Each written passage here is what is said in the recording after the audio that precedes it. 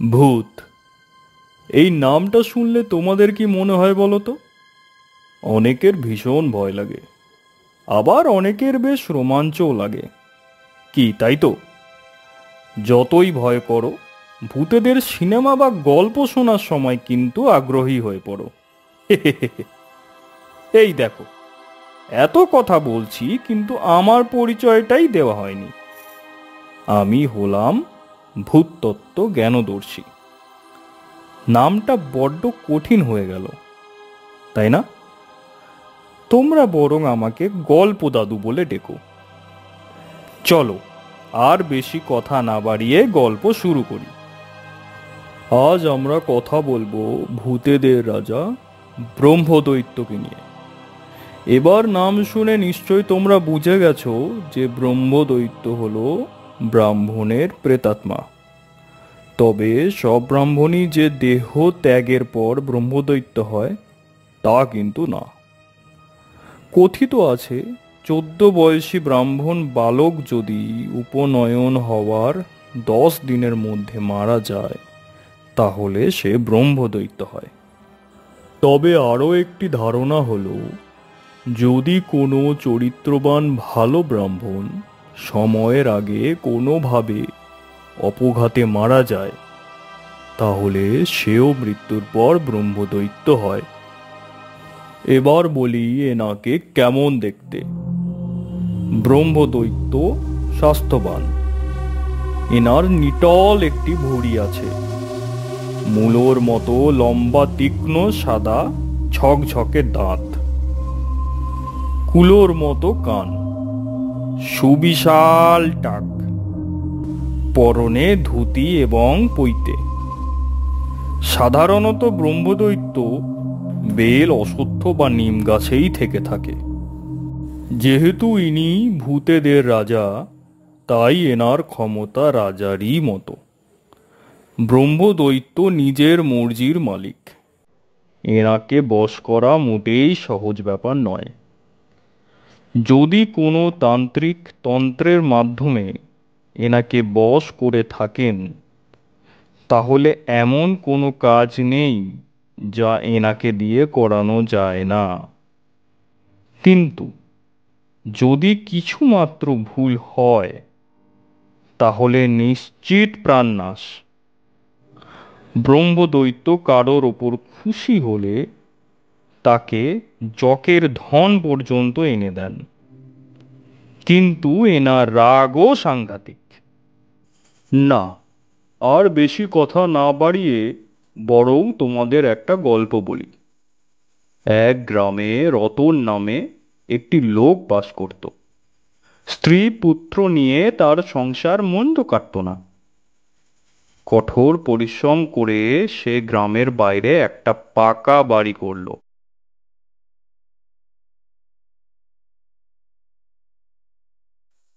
আজ কত দিনের প্রচেষ্টার পর আমার এই স্বপ্ন পূরণ হলো।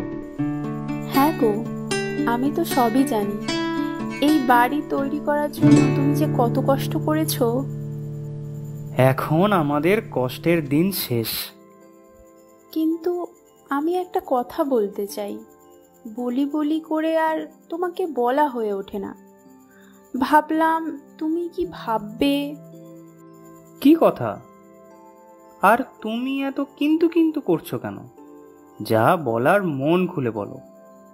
আমাদের পুরানো বাড়ির প্রতিবেশী তনুদিকে জানো তো? হ্যাঁ জানি। তনুদি বলছিল এই জায়গায় আমাদের বাড়ির কাজটা শুরু হওয়ার আগে নাকি একটা অশ্বত্থ গাছ ছিল, আর সেই গাছে নাকি একটা ব্রহ্মদৈত্য ছিল। না, সত্যি পাড়ার লোকেদের দেখছি কারোর ভালো হতে দেখলে গা জ্বলে যায়। এতদিন আমার কানে লাগিয়ে লাগিয়ে হচ্ছিল না, এখন তোমাকে এসব শোনাচ্ছে। কি চায় ওরা? তুমিও শুনেছ? কে বলেছে তোমাকে? কেন, পাড়ার বয়স্ক সবাই বলছে। যত সব। কিন্তু গ্রামের সব বয়োজ্যেষ্ঠ লোকেদের কথা না শোনাটা কি ঠিক হলো? যদি সত্যিই কিছু থেকে থাকে? উফ, এবার তুমিও শুরু করো না, বুঝলে? ওইসব কুসংস্কার ছাড়া কিচ্ছু না। তুমি আর এই সব কিছু মনে রেখো না। যাই হোক, অনেক রাত হলো, এবার কিন্তু খেতে দাও, বুঝলে? আর আদি কোথায়? ও মনে হয় পাশের ঘরে আছে। রাত হলো, খাবে তো। আদি!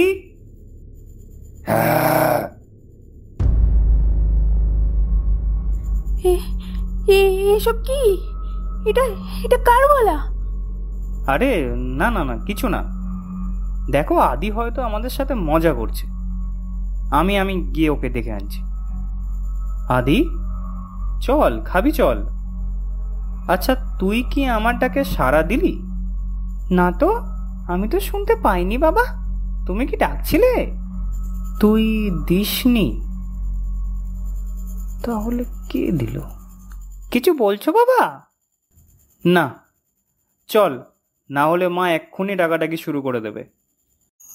আদিকে যখন ডাকলাম তখন তাহলে কে সাড়া দিল? তাও আবার এত ভয়ানক আওয়াজে। কি যে হচ্ছে ঠিক বুঝতে পারছি না। শেষে গ্রামের লোকেদের কথাই না ঠিক হয়?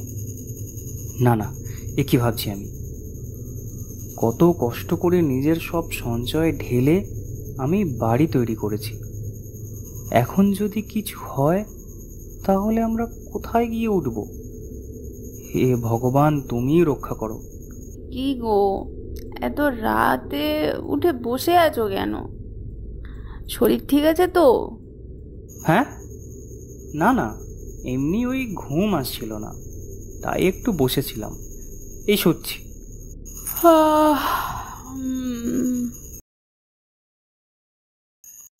কি হয়েছে তোমাদের, এমন লাগছে কেন? তুমি জানো আজ সারাদিন কি হয়েছে? আমি যতবার আদিকে নাম ধরে ডেকেছি, একটা ভয়ানক বিভৎস গলা প্রত্যেকবার সাড়া দিয়েছে। তোমাকে সবাই বলেছিল এই জায়গাটা ভালো না, কিন্তু তুমি কারোর কথা শুনলে না। এবার এবার দেখো আমাদের কি অবস্থা হলো। না না, আমরা আর এই বাড়িতে থাকবো না, এখনই চলো এখান থেকে। আচ্ছা আচ্ছা, শান্ত হও, শান্ত হও, পাগলামি করো না। ওইসব তোমার মনের ভুল। না না, কোনো মতে মনের ভুল না, আমি সত্যি বলছি। এই তো আদি বসে আছে, জিজ্ঞাসা করো ওকে। ছেলে মানুষই করো না রিতা। চলো বললে চলে যাওয়া যায় না। ভেবে দেখো তো আমরা কোথায় যাব। তার চেয়ে বরং আমার কথাটা শোনো, আমি আছি তো। এবার যদি কিছু হয় তাহলে আমি ঠিক একটা ব্যবস্থা করব। ঠিক আছে, আমি তোমার সব কথা মেনে নেব। তুমি একবার আদিকে ডাকো। কি মুশকিল, খামুকা আদিকে ডাকতে যাব কেন? আদি তো আমাদের সামনেই বসে আছে। যেটা বলছি করো না। আদি! শুনলে? তুমি শুনলে? এই বাড়িতে নিশ্চয়ই খুব খারাপ কিছু আছে। চলো চলো এখান থেকে। আমার লাঠিটা দাও তো। এ নিশ্চয়ই বাইরে থেকে কেউ সাড়া দিয়ে আমাদের ভয় দেখানোর চেষ্টা করছে। বাবা, তুমিও জানো আওয়াজটা বাইরে থেকে না, ঘরের ভিতর থেকে আসছে। তোমরা ঠিকই বলছো, আমারই ভুল। আমি একটু আসছি। এখন আবার কোথায় যাচ্ছ? তুমি আদিকে নিয়ে ঘরে দরজা দিয়ে চুপ করে বসে থাকো, আমি একটু পরেই আসছি। অনেক বিপদে পড়ে আপনার কাছে এসেছি, আপনি আমাকে ফিরিয়ে দেবেন না। কিন্তু আমি তো এসব কাজ করি না, এইসব তো নিম্নমানের কাজ। না না, আমার কথা না শুনে আমাকে এরকমভাবে ফিরিয়ে দেবেন না। বলো। আমি সারা জীবনের সঞ্চয় দিয়ে গ্রামের বাইরে একটা বাড়ি বানাই।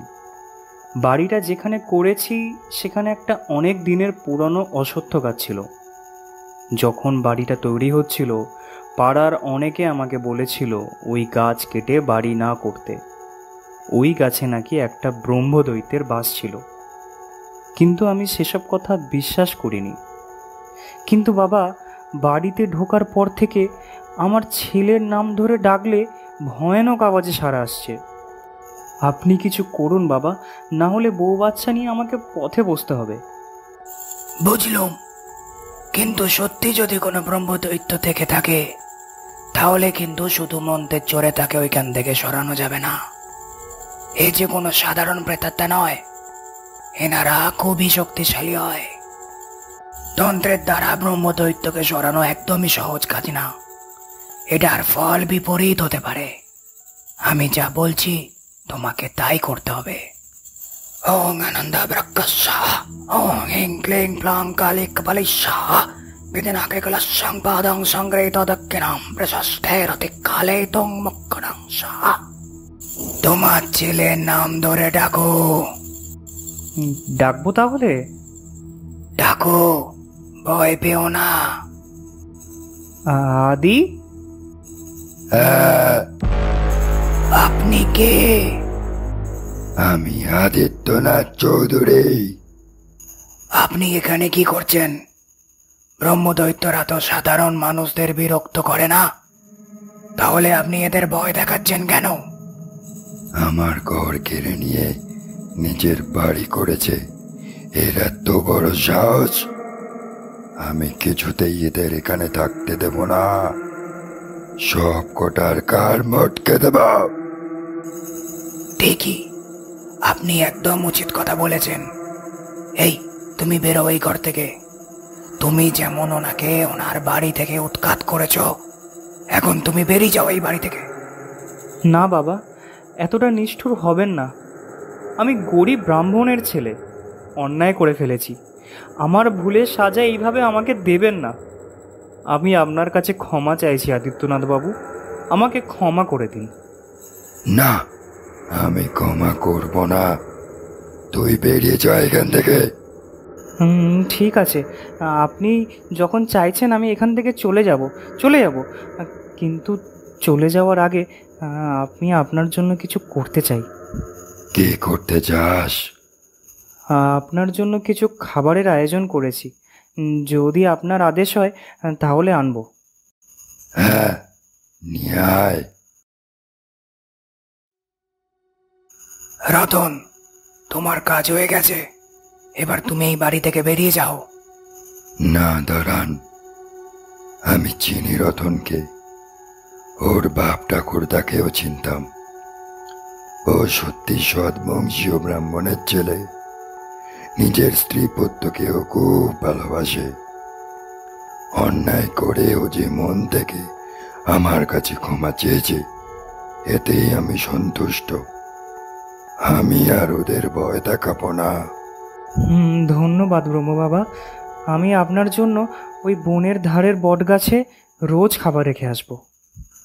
আপনি না থাকলে হয়তো আমি এই বিপদ থেকে এত সহজে বেরিয়ে আসতে পারতাম না বাবা। হ্যাঁ, তুমি একদম ঠিক বলেছ।